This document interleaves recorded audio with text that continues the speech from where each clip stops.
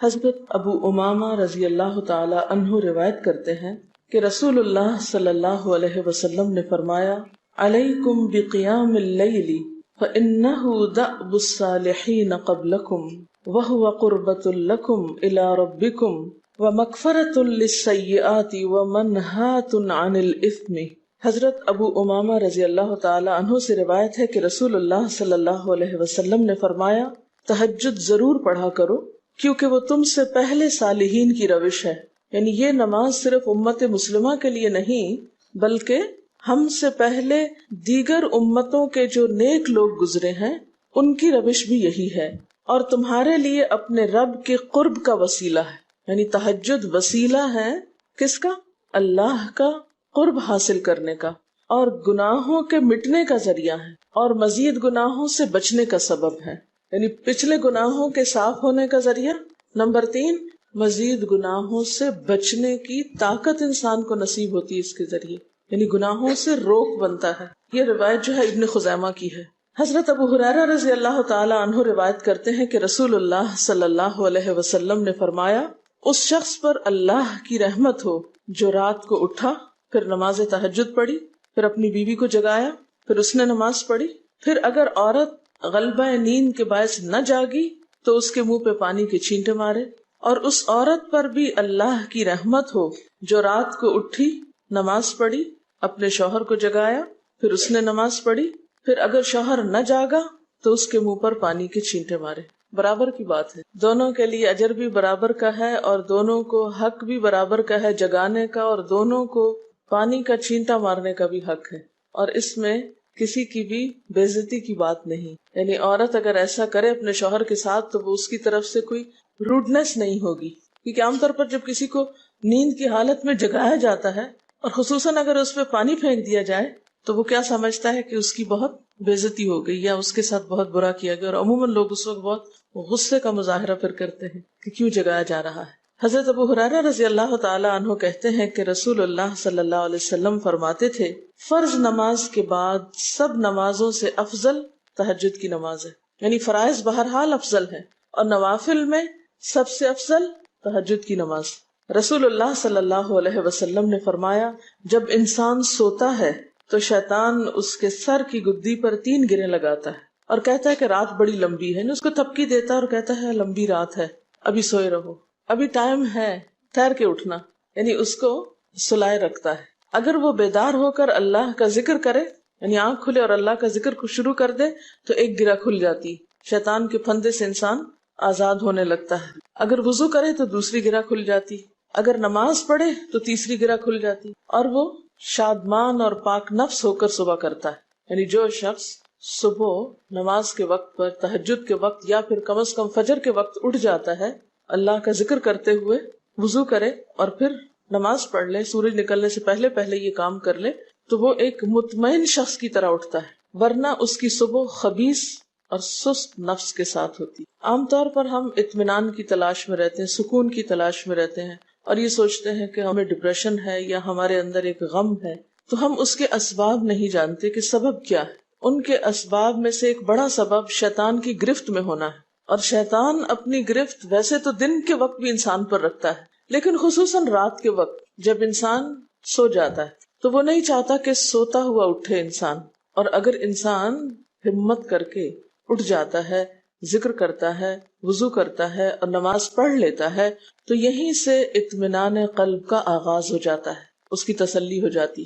رسول اللہ صلی اللہ علیہ وسلم نے فرمایا، اللہ تعالیٰ ہر رات آسمان دنیا پر نزول فرماتے ہیں، یعنی زمین سے سب سے قریبی آسمان پر۔ جب 1/3 رات باقی رہ جاتی ہے تو فرماتے ہیں، ہے کوئی جو مجھے پکارے؟ اس وقت اللہ تعالیٰ بندوں کو پکارتے ہیں، ہے کوئی جو مجھے پکارے میں اس کی دعا قبول کروں، ہے کوئی جو مجھ سے مانگے میں اس کو دوں، ہے کوئی جو مجھ سے بخشش طلب کرے تو میں اس کو بخش دوں۔ گویا یہ وقت دعا کی قبولیت کا وقت ہے، انسان جو مانگے اس کو ملتا ہے، اور خصوصی طور پر بخشش کے طلب کرنے کا وقت، جیسے قرآن پاک میں آتا ہے وَبِالْأَسْحَارِ هُمْ يَسْتَغْفِرُونَ وَبِالْأَسْحَارِ هُمْ يَسْتَغْفِرُونَ، اور سحری کے وقت وہ استغفار کرتے ہیں۔ اب ہو سکتا ہے کہ آپ کہیں کہ نہیں، ہم نے تو زندگی میں کوئی خاص گناہ کیے ہی نہیں، اس لیے ہمیں تو بخشش کی ضرورت ہی نہیں. بخشش مانگے گناہگار لوگ، ہم تو نیک لوگ ہیں، نیک کام کرتے ہیں، دن رات قرآن پڑھتے پڑھاتے ہیں، اس لیے ہماری تو ضرورت نہیں. نبی صلی اللہ علیہ وسلم جن کے اگلے پچھلے سب قصور معاف کر دیے گئے تھے، وہ اتنا لمبا قیام کرتے تھے کہ ان کے قدم مبارک سوج جاتے تھے.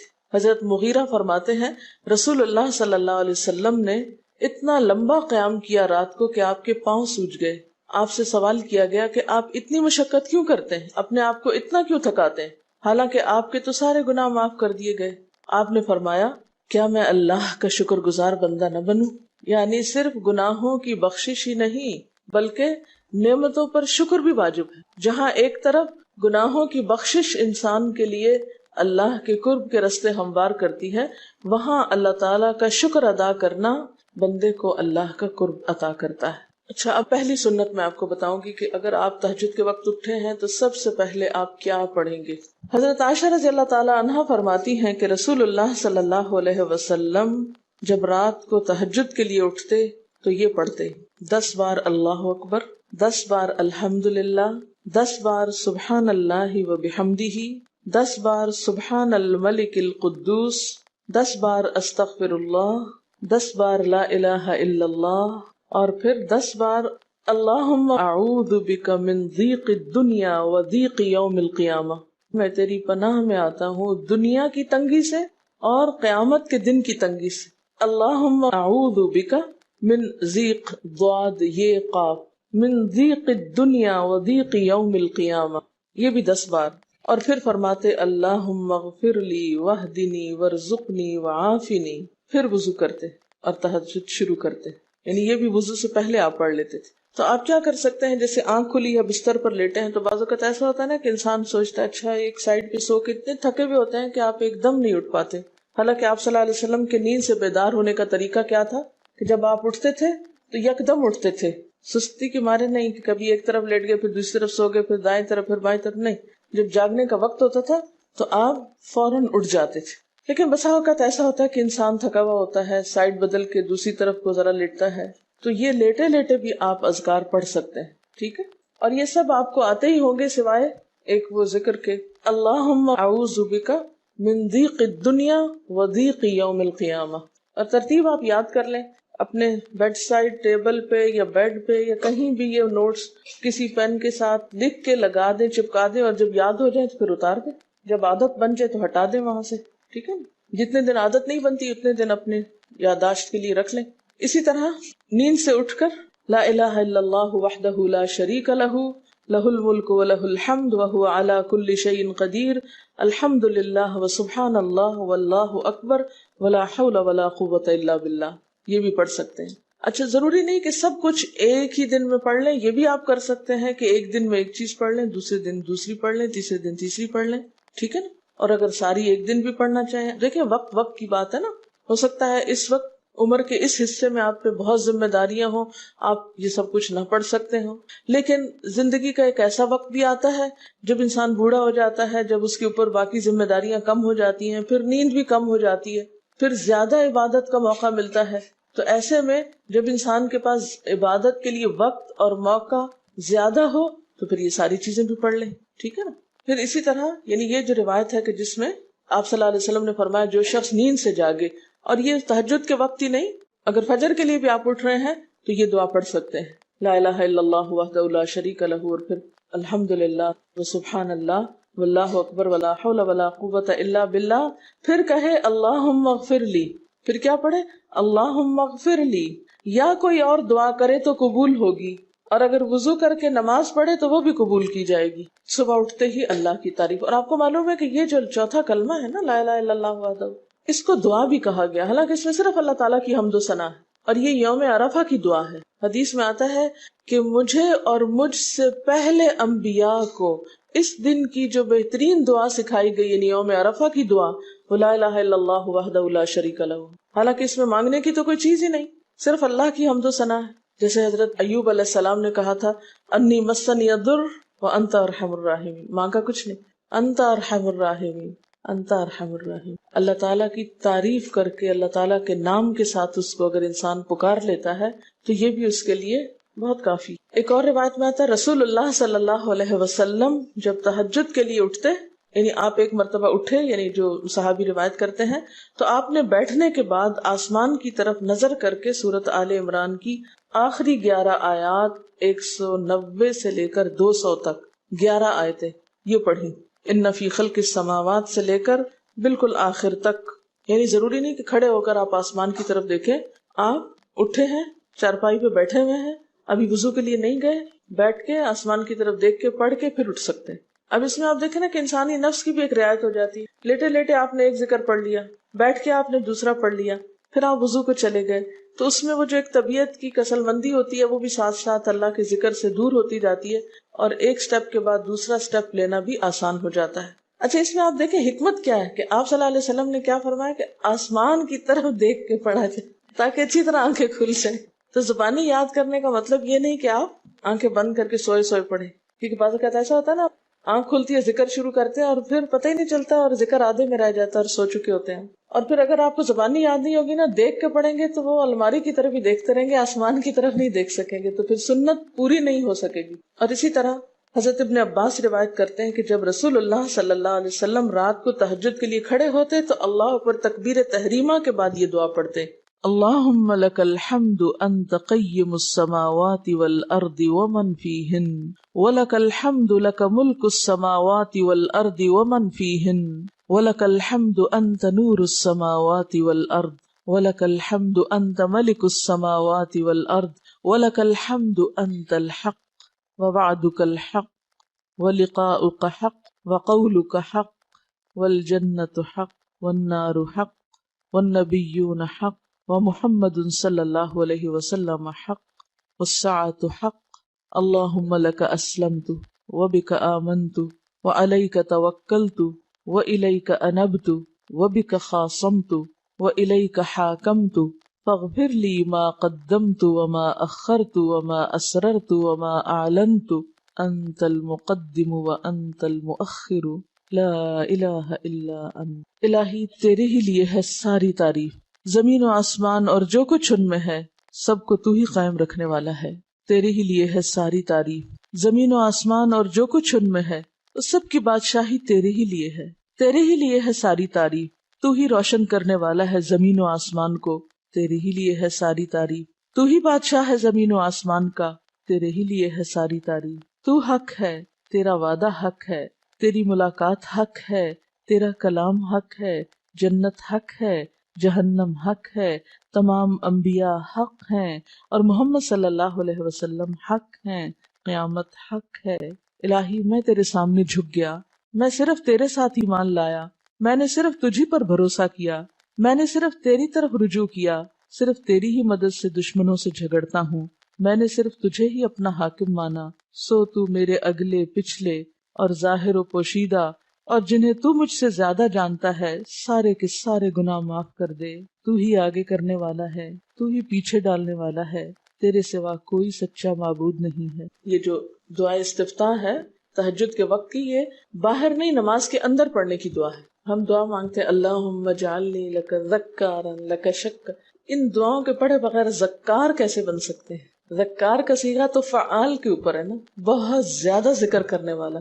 والذاکرین اللہ کثیرا والذاکرات. تو ذاکرات کیسے بن سکتے ہیں جب تک کہ یہ دعائیں زبانی نہ آتی ہوں اور اپنے وقت پر نہ پڑھی جاتی ہوں. ویسے بھی ذکر بہت اچھی چیز ہے، لیکن جو مسنون ذکر ہے اور جو نبی صلی اللہ علیہ وسلم کے طریقے کے مطابق ہے، جو اطمینان قلب اور خوشی اس وقت اس کام کو اس طریقے پہ کر کے نصیب ہوتی ہے، وہ اس کے علاوہ نہیں ہوتی. اگرچہ اس سے خوشی ہوتی ہے لیکن اس طرح کی نہیں نصیب ہوتی، اس طرح کا اطمینان نہیں ہوتا. آپ تجربہ کر کے دیکھ لیں، سنت کے مطابق زندگی گزارنا اور اپنی مرضی کے مطابق زندگی گزارنا، یہ دو مختلف لائف سٹائلز ہیں، دو مختلف طریقہ ہے زندگی ہیں. دونوں کا امپیکٹ فرق ہوتا ہے، اثرات فرق ہوتے ہیں. اور یہ نہیں کہ یہ کوئی بہت مشکل عمل ہے، بہت مشکل کوئی نہیں ہے، ہم کر سکتے ہیں. لیکن بات یہ ہے کہ ہم کرنے کی کوشش کریں، ارادہ تو کریں. پہلے تو آپ اپنے آپ سے یہ پوچھیں ارادہ بھی کیا کہ نہیں، کیونکہ اگر ارادہ ہو گیا نا تو کام بھی ہو جائے گا. مشکل یہ ہے کہ ہم جب کوئی ایسا کام سنتے تو پھر سوچتے نہیں ہمارا تو حالات اتنے کٹھن ہیں کہ یہ عمل ہمارے لیے نہیں. ویسے بھی نفل ہے، کوئی بات نہیں، نہ بھی ہو سکا تو کیا ہے. یہی کہہ کے ہم چھوڑ دیتے ہیں چیزوں کو کہ نہیں. لیکن میں سمجھتی ہوں کہ جو عمر آپ بچیوں کی خاص طور پر اس وقت اس عمر کو غنیمت سمجھے اور اس میں آپ نے جو کچھ اب یاد کر لیا، عادت ڈال لی، وہ اگلی زندگی میں شدید مصروفیت کے باوجود بالکل عادت ثانیہ ہو جائے گی، ایک روٹین ہو جائے گی اور آپ کو مشکل نہیں ہوگی. لیکن اگر اب نہیں عادتیں ڈالی، کل کو یا نئے سرے سے عادت ڈالنا بہت مشکل ہوگا. سنت مشکل نہیں ہے، صرف یہ ہے کہ ارادے، نیت اور پھر کوشش کی ضرورت. کر لیں گے تو ہو بھی جائے گا، آخر کرنے والے کرتے ہیں. لیکن جب پہلے ہی سے سوچ لیتے نہیں بڑا مشکل، وہ تو اللہ والے کرتے ہیں اور وہ تو نیک لوگوں کا کام ہے، ہم تو نہ اللہ والے ہیں اور نہ ہی نیک ہیں، تو کیوں نہیں ہے، ہو جائے. اب آپ صلی اللہ علیہ وسلم کے تہجد کی کیفیت کیا تھی؟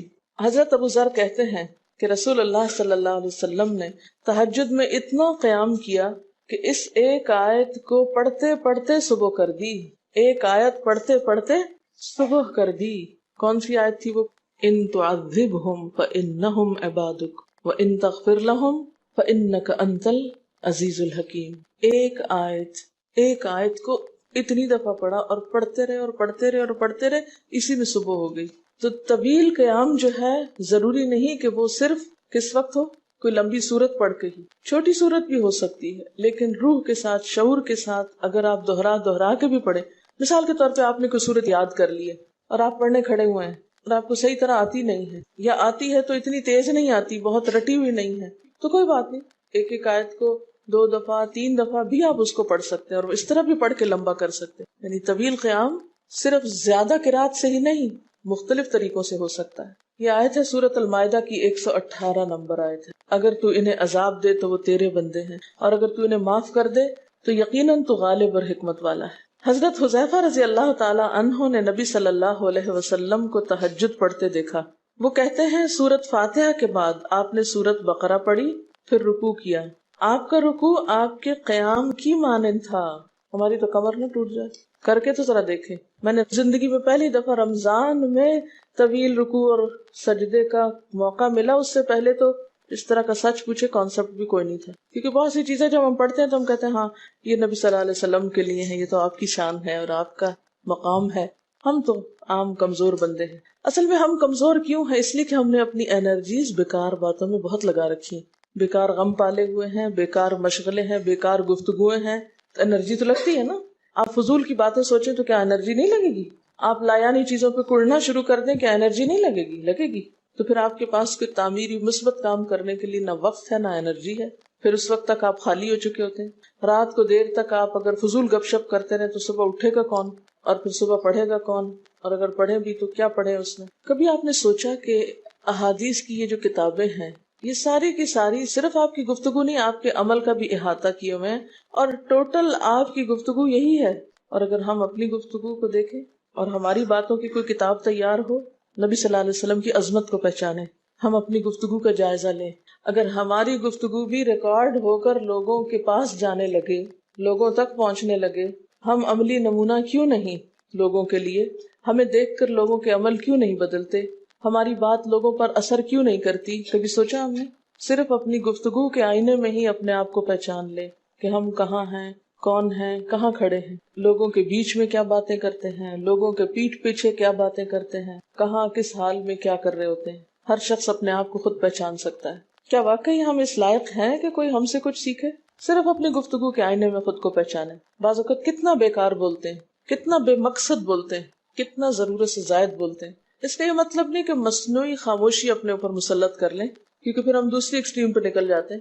لیکن بامقصد گفتگو کتنی ہے ہماری باتوں میں جو واقعی فائدہ مند ہو، تو پھر ذرا روک بھی لیا کریں نا اپنے آپ کو. اپنے ساتھ خود ہی محنت کریں گے تو بات بنے گی. سوچیں تو، احساس تو کریں. جب کریں گے تو انشاءاللہ کامیابی بھی ہوگی.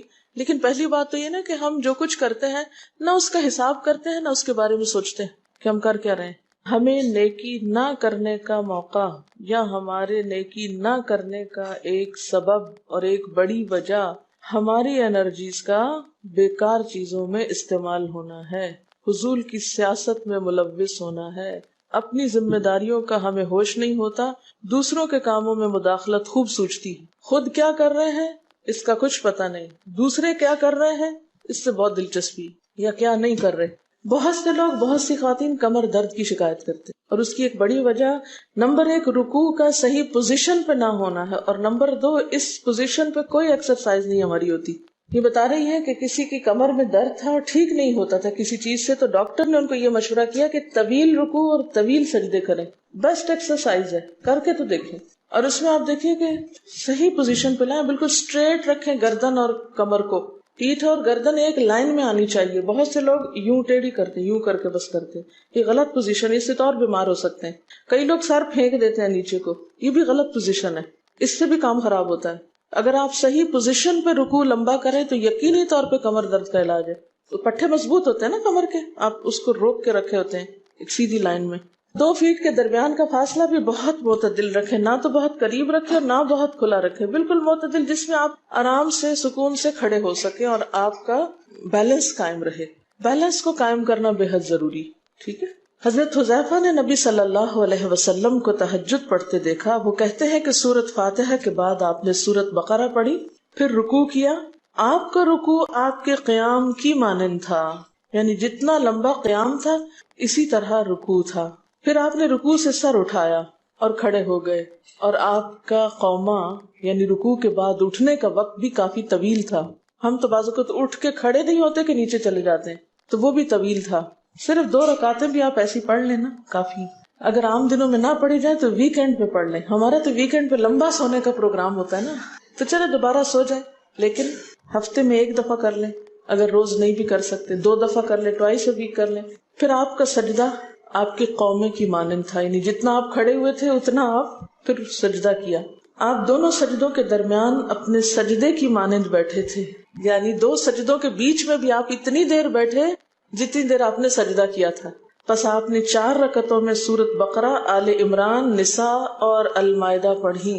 ہمیں اگر خود نہیں بھی آتی اور کوئی پڑھانے والا اتنی لمبی ایک دفعہ بھی تراویح کوئی پڑھا دے یا کوئی نفل پڑھا دے تو ہم دوسری دفعہ اس کے پاس نہ پڑھیں. تقریباً 7.25 پارے بنتے ہیں، جس کو ایک منزل کہا جاتا ہے. ایک دن کے تہجد میں آپ نے اتنا پڑھا.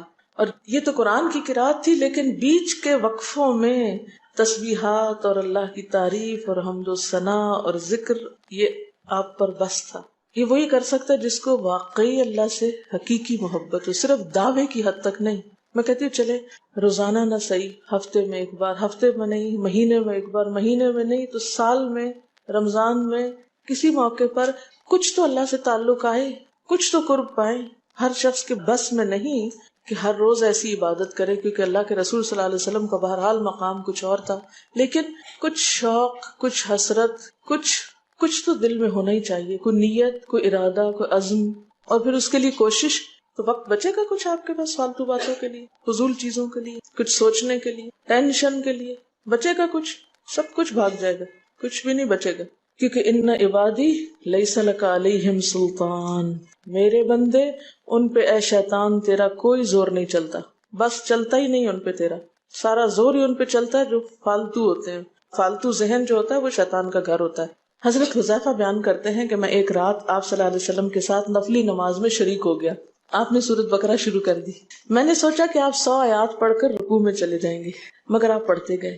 میں نے خیال کیا کہ سورۃ بقرہ کو 2 رکعتوں میں پڑھیں گے، لیکن آپ پڑھتے رہے. آپ نے سورۃ بقرہ ختم کر کے سورۃ نساء شروع کر دی، پھر ختم کر کے آل عمران پڑھنی شروع کر دی، اس کو بھی ختم کر دیا. آپ نہایت آہستگی سے پڑھتے جاتے تھے. جب ایسی آیت تلاوت کرتے جس میں سبحان اللہ کہنے کا حکم ہوتا ہے، جیسے سبح بحمد ربی جیسے مثال کے طور پر، تو سبحان اللہ کہتے. اگر کچھ مانگنے کا ذکر ہوتا تو سوال کرتے، اگر پناہ مانگنے کا ذکر ہوتا تو اعوذ باللہ پڑھتے. اس حدیث سے یہ بھی پتہ چلتا ہے کہ سورتوں کی ترتیب ضروری نہیں، کیونکہ آپ نے پہلے النساء پڑھی پھر آل عمران پڑھی. یہ جو ہر وقت لوگ پیچھا کیے رکھتے ہیں نا، بعض اوقات تو بہت ضد کرتے ہیں کہ آپ نے پہلی رکعت میں یہ پڑھائی تھی تو دوسری میں یہ کیوں پڑھا دی. یہ تو سنت میں ملتا ہے کہ پہلی رکعت طویل ہے دوسری کے مقابلے میں، لیکن یہ لازم نہیں کہ جو پہلی میں پڑھے اس کے بعد آگے والی صورتوں میں سے پڑھے، پیچھے والی بھی سے نہیں پڑھ سکتے. رسول اللہ صلی اللہ علیہ وسلم نے عبداللہ بن عمرو سے کہا، مجھے بتلایا گیا ہے کہ تم ساری رات نفل پڑھتے اور دن کو روزہ رکھتے ہو. اگر تم ایسا کرو گے تو تمہاری آنکھ کمزور اور طبیعت سست ہو جائے گی. یعنی ہر روز روزہ اور ہر رات جگراتا تمہاری جان اور تمہارے بال بچوں کا بھی تم پر حق ہے. اس لیے روزہ رکھو اور افطار بھی کرو، اور رات کو قیام کرو اور سو بھی.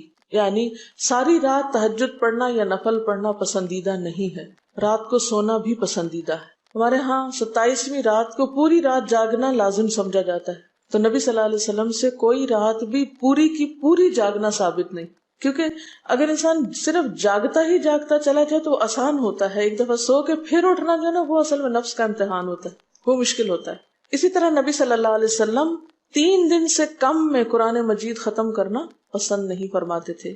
آپ نے حضرت عبداللہ بن عمرو سے فرمایا کہ 1 ماہ میں پورا کر لو۔ انہوں نے عرض کی میں اس سے زیادہ تلاوت کی طاقت رکھتا ہوں، تو فرمایا 20 دن میں کر لو۔ ان کا میں اس سے زیادہ کی طاقت رکھتا ہوں، فرمایا 7 دن میں ختم کر لیا کرو، اس سے زیادہ کی اجازت نہیں، یعنی وہ ایک منزل کر کے۔ صحابہ کرام چونکہ اس زمانے میں مصحف اس طرح تھوڑی چھپے ہوئے تھے کہ کتابوں کی شکل میں ہوں، جو قرآن تھا لوگوں کے سینوں میں تھا، یاد کیے ہوئے تھے، اور وہ یاد کیا ہوا کہیں صبح کے وقت الگ بیٹھ کے نہیں پڑھا کرتے تھے، وہ کہاں پڑھتے تھے؟ تہجد میں نماز کے اندر پڑھا کرتے تھے۔ اب یہ تو ہم لوگوں کی مشکل ہوگی نا کہ ہمیں آتا کچھ نہیں زبانی، تو پھر ہم دیکھ کے پڑھتے ہیں تو نماز میں پھر وہ مشکل ہوتا ہے، تو الگ رکھ کے پھر اس کو پڑھ رہے ہوتے ہیں، ٹھیک ہے۔ لیکن زیادہ بہترین پڑھنا نماز کے اندر کا پڑھنا ہے، اگرچہ دیکھ کے پڑھنے کی اس میں بھی اجازت ہے، لیکن ان کی چونکہ شدید حرص تھی حضرت عبداللہ بن عمرو کی، تو آپ نے ان کو 3 دن کی پھر اجازت دے دی تھی، اور آپ نے فرمایا کہ اس شخص کو قرآن کی کچھ سمجھ نہیں ہو سکتی جو 3 سے بھی کم دن میں قرآن پڑھے۔ نبی صلی اللہ علیہ وسلم نے فرمایا جو شخص رات کے نوافل میں 200 آیات تلاوت کرتا ہے وہ اطاعت گزار مخلص لوگوں میں شمار ہوتا ہے۔ انہ من عبادنا المخلصین، وہ آتا ہے نا قرآن پاک میں انبیاء کی صفت میں سے۔ تو جو شخص رات کو نماز میں یعنی نفل میں 200 آیات تک تلاوت کرتا ہے وہ اطاعت گزار مخلص بندوں میں شمار ہوتا ہے۔ اور سنن دارمی میں واضح طور پر آتا ہے کہ نبی صلی اللہ علیہ وسلم ساری رات نوافل نہیں پڑھا کرتے تھے،